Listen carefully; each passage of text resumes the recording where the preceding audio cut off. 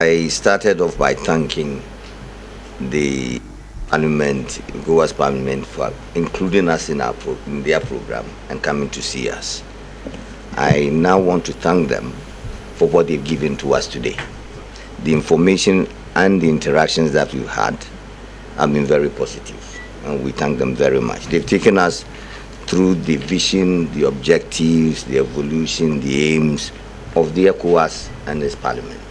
And they've asked us for a more structured assistance and a more persistent assistance, both from the donors and from us.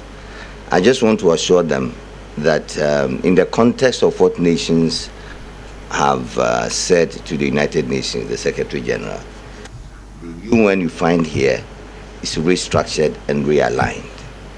It's part of a pilot scheme to make sure that the UN works very well and very closely with regional institutions.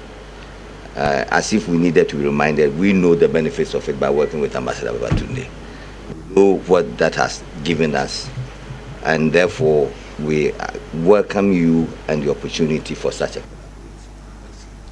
I want to assure you one thing, that we are here to work very closely with our donors and the government to make sure that peace is consolidated in this country. And whatever we do here should be as an example for how peace is consolidated in all the post-conflict or post-conflict countries. So this is important. I want also to assure you of one thing. It is that what you've mentioned here is exactly what we're trying to do. That is to make sure that the peace that you have fought so hard, the epidemics that you have fought so hard here, all these things will be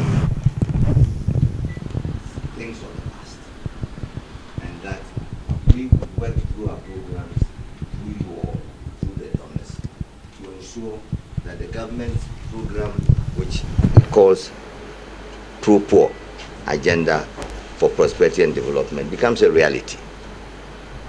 Because in our view, it is aligned to how we see the world and how we see progress for humanity. We want to make sure that whatever programs we are designing, that we are implementing, are programs that help the poor, that get to the poor.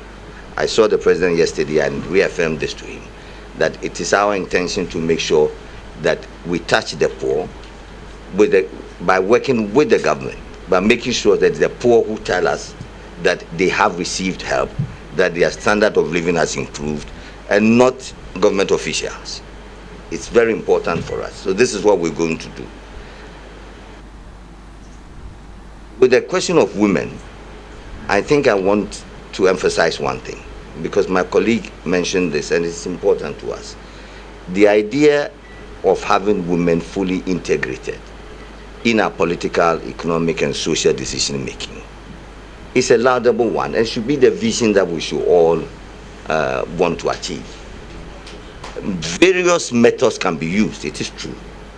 But I think if we all accept the idea that in the past, for hundreds of years, we have created an environment in which women were disfavored. So it is for us, the men, to create an environment which would allow women to also get into politics and get into a decision-making process. It is not for them to just compete. It's us to create the environment. And I think this is what we are doing here. It's a message we're giving to all governments, and we want you to carry the message to all the governments, that it is for us, the men, and the government to create the environment for women so that they can come forward and be part of the decision-making process. Because the world belongs to all of us. And without them, we will not be able to defeat poverty, we will not be able to defeat discrimination, we will not be able to defeat war. It is for us to work with them to produce such an environment that will make sure that we achieve our aims for humanity. Thank you very much for coming.